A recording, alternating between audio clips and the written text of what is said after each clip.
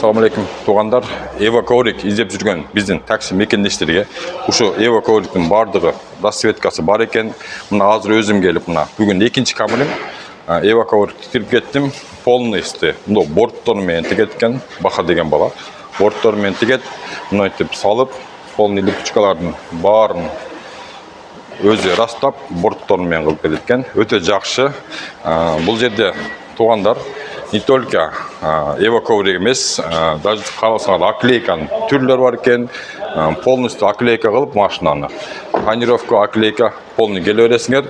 Ступинский проезд 5, мен адрес жазып қойым, и Баха деген бала номерін жазып қойым. Чала берділер.